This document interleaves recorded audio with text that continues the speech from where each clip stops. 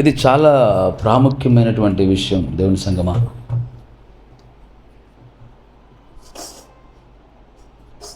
రోమీలకు రాసిన పత్రికలో రాయబడుతుంది, వారు దేవుణ్ణి ఎరిగియుండియు దేవునిగా వారు ఆరాధించలేరు.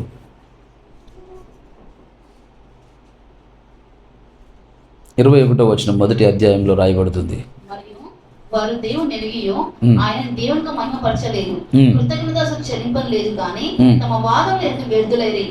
వారి అవివేక హృదయము అంధకారమాయెను, తాము జ్ఞానులను చెప్పుకొనుచు బుద్ధిహీనులైరి. వారు అక్షయుడు దేవుని మహిమను క్షయమైన మనుషుల యొక్కయు పక్షుల యొక్కయు చతుష్పా జంతువుల యొక్కయు పురుగుల. అంటే ఎక్కడ జరుగుతుంది ఇదంతా అంటే సంఘంలోనే. ఎక్కడ జరుగుతుంది ఇది అంతా? దేవుని విడలుగా ఎవరైతే చెప్పుకుంటున్నారో వారిలోనే జరుగుతుంది.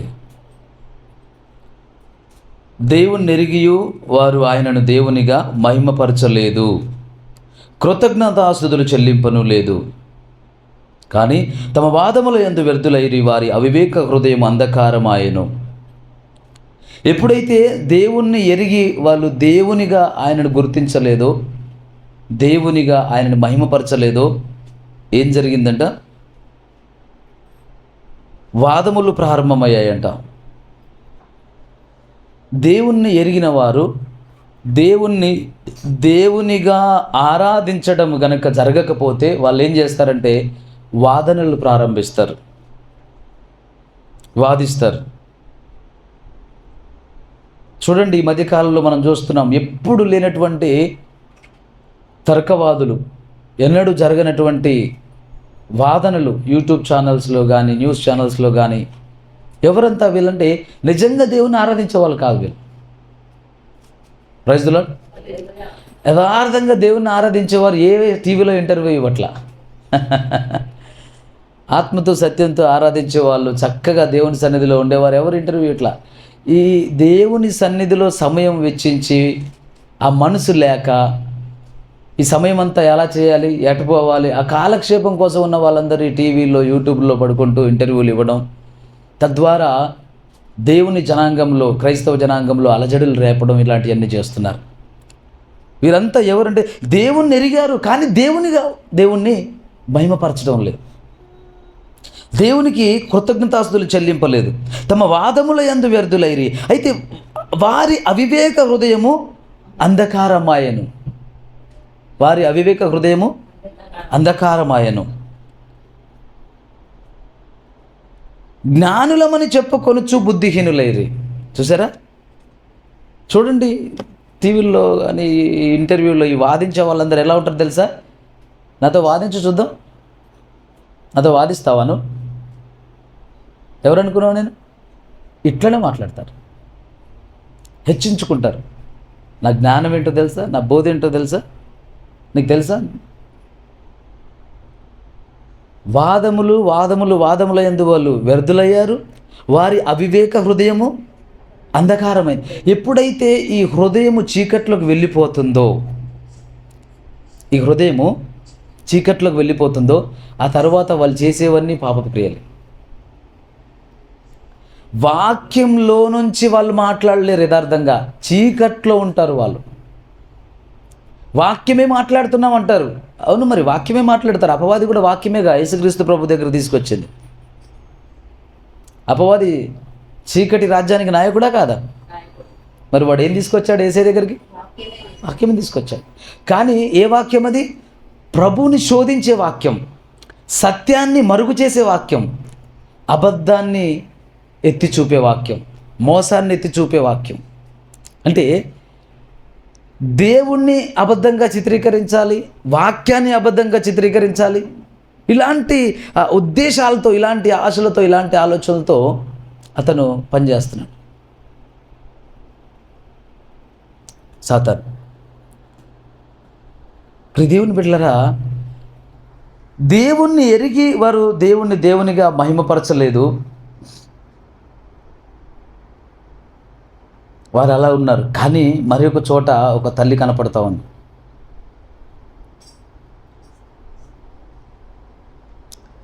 యోహాను సువార్త 4వ అధ్యాయం. యోహాను సువార్త 4వ అధ్యాయం 21వ వచనం నుంచి చూడండి. అమ్మా, కాలం వచ్చుచున్నది, ఆ కాలమందు ఈ పర్వతం మీదనైనను యెరూషలేములోనైనను మీరు తండ్రిని ఆరాధింపరు. నా మాట నమ్ముము. మీరు మీకు తెలియని దాన్ని ఆరాధించువారు, మేము మాకు తెలిసిన దాన్ని ఆరాధించువారు. రక్షణ యూదుల నుండే కలుగుచున్నది. అయితే యథార్థంగా ఆరాధించువారు ఆత్మతోనూ సత్యంతోనే తండ్రిని ఆరాధించు కాలం వచ్చుచున్నది, అది ఇప్పుడునే వచ్చే ఉన్నది. తన్ను ఆరాధించువారు అట్టివారే కావాలని తండ్రి కోరుచున్నాడు. దేవుడు ఆత్మ గనుక ఆయనను ఆరాధించువారు ఆత్మతోనూ సత్యంతోను ఆరాధింపవలెను. ఆ స్త్రీ ఆయనతో క్రీస్తునబడిన మెస్సయ్య వచ్చిన నేను ఎరుగుదును, ఆయన వచ్చినప్పుడు మాకు సమస్తమును తెలియజేయని చెప్పగా, యేసు, నీతో మాట్లాడుచున్న నేనే ఆయనని ఆమెతో చెప్పాను. ఎవరితోనైనా ప్రభువుని యేసుక్రీస్తు చెప్పాడా నేనే మెస్సయ్యనే అని? ఎవరెవరితో చెప్పాడు? ఎవరెవరితో చెప్పాడు? సమరయ స్త్రీతోనే చెప్పాడు కదా, నిజమా కాదా? సమరయ స్త్రీతోనే చెప్పాడు. అంత భక్తిపరురాలా ఈమె? అంత మంచిదా? అంత యథార్థవంతురాలా? పరిసయ్యులకు చెప్పలేదు, శాస్త్రులకు చెప్పలేదు, జ్ఞానులకు చెప్పలేదు, యూదులకు చెప్పలేదు. సమరయులలో సమరయ స్త్రీ, 5 భర్తలు ఉన్నారు, వాళ్ళు లేరు. ఇప్పుడు మరి ఒకడు ఉన్నాడు, అతడు భర్త కాడు. ఆ స్త్రీతో ప్రభువుని యేసుక్రీస్తు వారు ఏం చెప్తున్నారు? సమరయ స్త్రీ, ఆ సమరయ స్త్రీతో చెప్తున్నాడు, నేనే ఆ మెస్సయ్యను. ఆమేన్. నేనే ఆ మెస్సయ్యను. దేవుని సంగమా, దేవుడి మనసు ఏంటి? ఎవరికి చెప్పాలి? ప్రధాన అర్చకులు ఆలయంలో ఆరాధన చేసే ప్రధాన అర్చకులు వాళ్ళతో చెప్పాలి, అయ్యా మీరు ఇప్పటి వరకు ఇలాంటి క్రమంలో మీరు ఆరాధించారు కదా, ఈ క్రమం కాదు, ఈ క్రమంలో ప్రభుని ఆరాధించండి అని చెప్పాలి. ఆలయంలో ఆరాధించే అర్చకులకి, ప్రధాన అర్చకులకి, శాస్త్రులకి, యాజకులకి, జ్ఞానులకు చెప్పలేదు, కానీ సమరయ స్త్రీకి చెప్పాడు. కారణం ఏంటో తెలుసా ప్రియ దేవుని బిడ్డలరా? ఆ స్త్రీ యేసుక్రీస్తు ప్రభు ఎదురుపడినప్పుడు ఏ మాటలైతే మాట్లాడిందో గమనించండి. ప్రతి మాట యథార్థంగా మాట్లాడింది, సత్యమే మాట్లాడింది. మొట్టమొదటి మాట ఏమంది? సమరయ స్త్రీ యేసుక్రీస్తు ప్రభువుకి ఎదురుపడినప్పుడు మొట్టమొదలు ఏమంటుంది? అయ్యా, మేము ఇచ్చే నీళ్లు నువ్వు తాగొచ్చా అని అడిగింది. అంటే ఆమె స్థితి ఏంటి అనేది ఆమె అక్కడ గుర్తించి మాట్లాడుతుంది. నా మాట మీకు అర్థమైందా? నువ్వు ఇవ్వకూడదు నీళ్ళు, నువ్వెవరు? నువ్వు నీళ్ళు ఇవ్వచ్చా నాకు? నువ్వు పక్కకెళ్ళు, నేను తోడుకుంటాను అని ఆయన అంటే ఎందుకు ఇవ్వకూడదు అని అడగాలి సహజంగా. అయితే ఇప్పుడు ఒకవేళ ఆమె క్యారెక్టర్లెస్ లేడీ, మైండ్ బాగాలేదు, కోపిష్టి, ఇలా ఏవేవైనా మనం మాట్లాడితే ఆమె ఏం చేయాలి? ఆమె వాదించాలి ఆయనతో, నేను ఎందుకు ఇవ్వకూడదు నీకు నీళ్ళు అని. కానీ ఆమె అంటుంది, అమ్మ నాకు దాహంకి ఇమ్మంటే, అయ్యా నేను ఇవ్వచ్చా మీకు? మీరు చూస్తే చక్కగా ఉన్నారు, యూదుల్లాగా ఉన్నారు, మరి నేను సమరయ స్త్రీని, నేను నీళ్ళు ఇస్తే మీరు తాగొచ్చా? ఓ ప్రైజ్ గాడ్. అంటే ఆమె స్థితి ఏంటో మొట్టమొదలు ఆమె ఎరిగింది. Praise the Lord. Number 1. And number 2, నాన్న నీ భర్తను తీసుకొని రా అని అన్నప్పుడు ఏమంటుంది? నాకు భర్త లేడు. వావ్. ఒకవేళ భర్త లేడు, ఒకవేళ ఆమె ఏమైనా మాట్లాడితే ఈయన అంటే ఆమె జవాబు చెప్పాలి, నాకు భర్త లేడా? నీకు తెలుసా నాకు భర్త లేడని?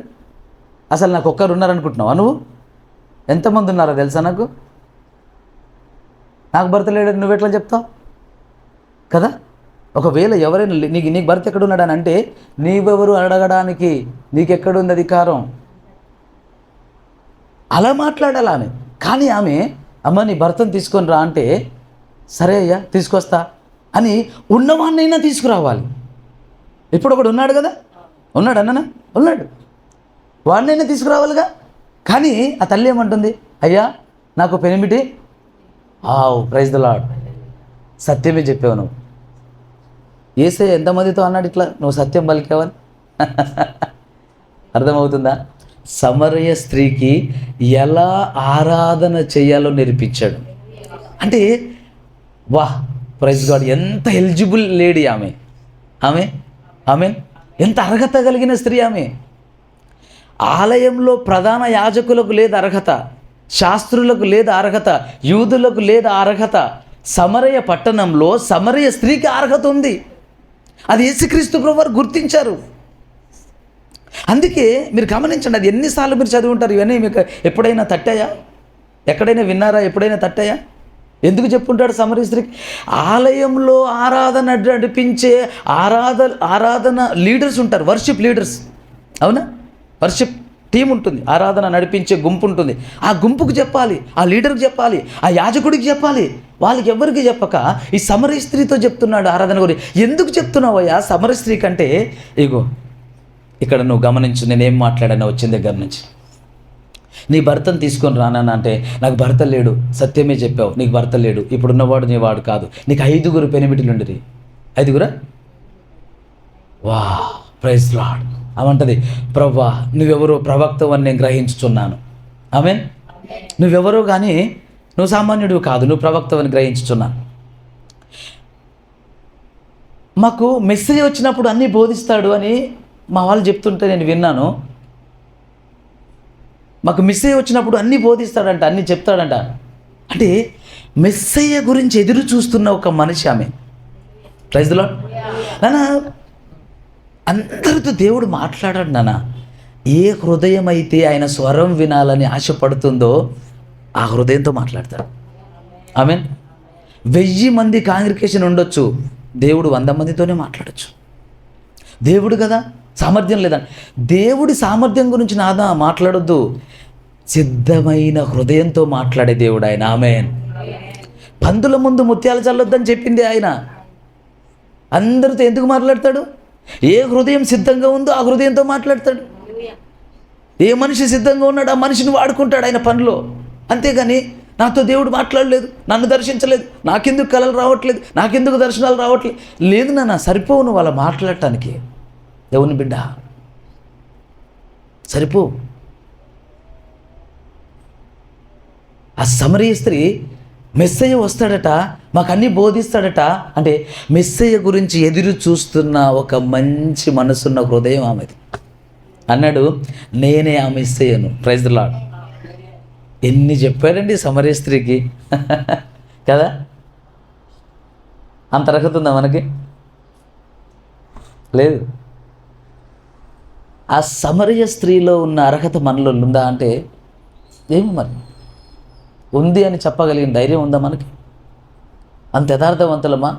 ముక్కు ముఖం తెలియని వ్యక్తితో సత్యం మాట్లాడతామా? ముక్కు ముఖం తెలియని వ్యక్తి దగ్గర మన పాపాలు ఒప్పుకుంటామా? మనకు ముఖపరిచయం లేని వాడి దగ్గర మన బతుకును యథార్థంగా విప్పుతామా? కన్నవారి దగ్గర దాచేవాళ్ళం మనం, కట్టుకున్న వారి దగ్గర దాచేవాళ్ళం మనం, తోడబుట్టిన వాళ్ళ దగ్గర దాచేవాళ్ళం మనం. దాచి ఆ దాచే చీకటి జీవితానికి అలవాటు పడ్డ లోకం ఇది. లోకం అలాంటిది ఎవరి దగ్గర ఒప్పుకుంటుందా ఆ తల్లి? ఎవరో తెలియదు. ఆయన ఎదుట ఒప్పుకుంది. నువ్వు సత్యం మాట్లాడినావు నాన్న.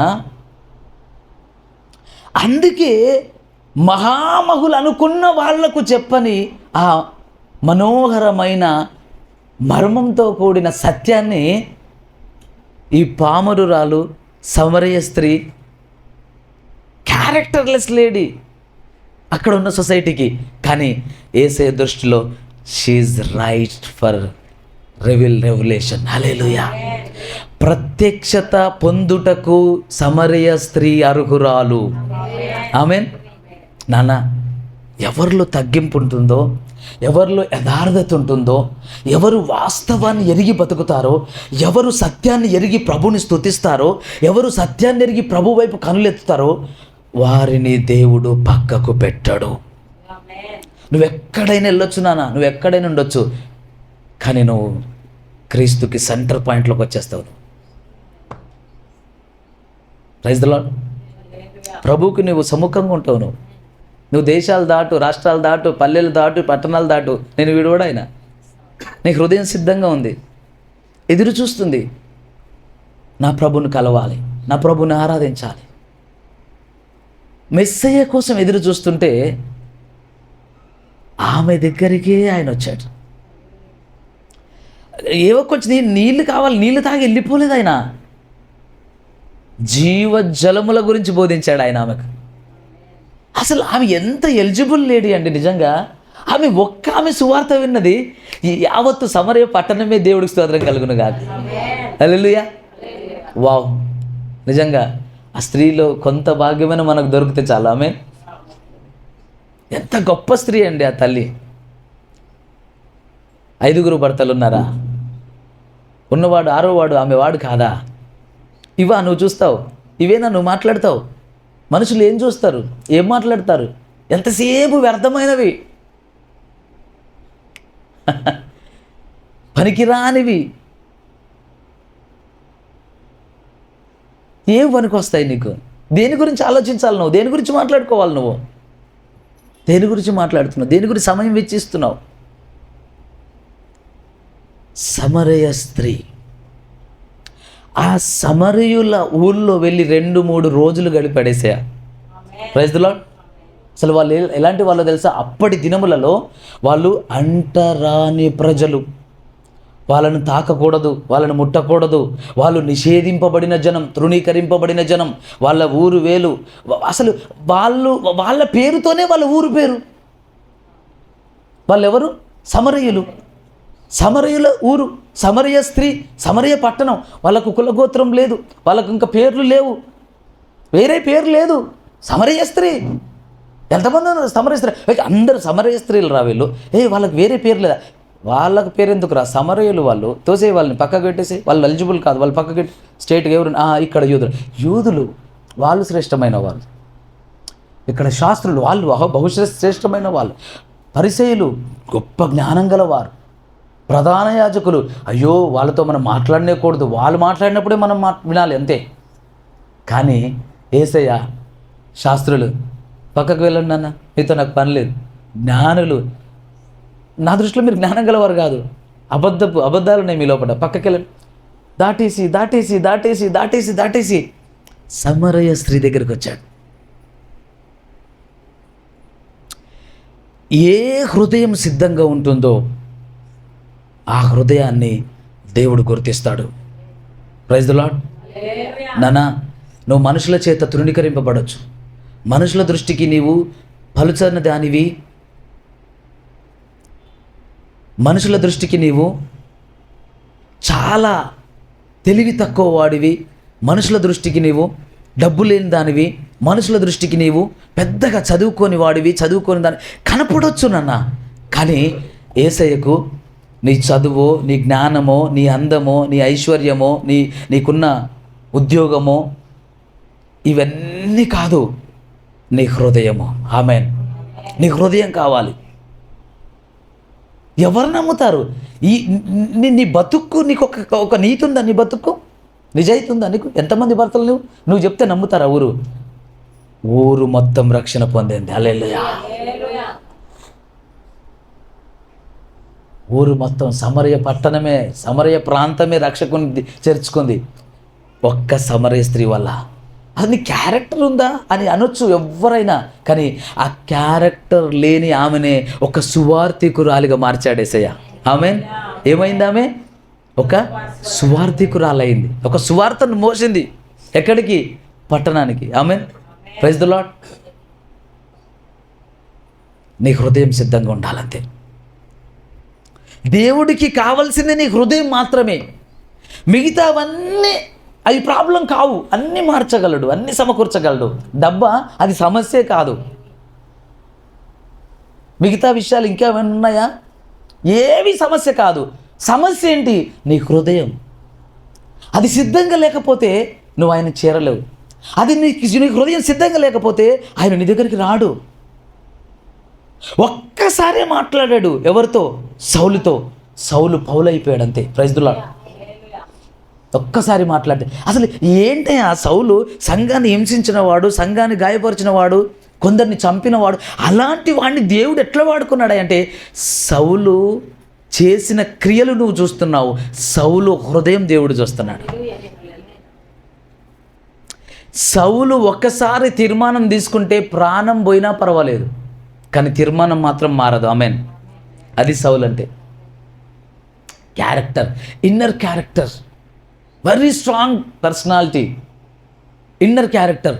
ఒక్కసారి లోపల నిర్ణయం జరిగింది, ప్రాణం పోతే పర్వాలేదు, నేను సిద్ధంగా ఉన్నాను, కానీ నా తీర్మానం మారదు. అలాంటి వ్యక్తి అందరినీ దర్శించాడా? ఎంతమందితో మాట్లాడాడు? యేసుక్రీస్తు ప్రభు నేరుగా కదా. ఒక సమరయ స్త్రీతో మాట్లాడా? ఒక్క ఊరు రక్షణ పొందింది.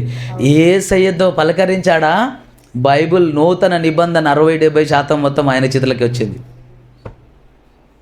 అంటే యేసుక్రీస్తు ప్రభు ఎవరిని దర్శిస్తాడో వాళ్ళు సామాన్యులు కాదు, ఎవరితో మాట్లాడతాడో వాళ్ళు సామాన్యులు కాదు, ఎవరిని వాడుకుంటాడో వాళ్ళు ఎలా ఉంటారో తెలుసా? దీనులుగా. ఈయన దగ్గర అంత సీన్ లేదులే, ఆయనకు అంత సీన్ ఉందంటావా? అప్పుడు తెలియదు నాన్న, తెలియదు నీకు.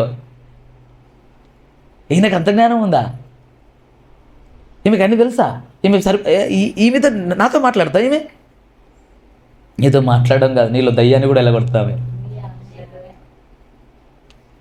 ఏ హృదయం యేసు కొరకు సిద్ధంగా ఉందో ఆ హృదయం నింపడం కొరకు ఆయనకు సిద్ధంగా ఉన్నాడు.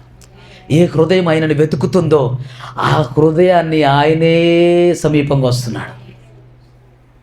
Praise the lord.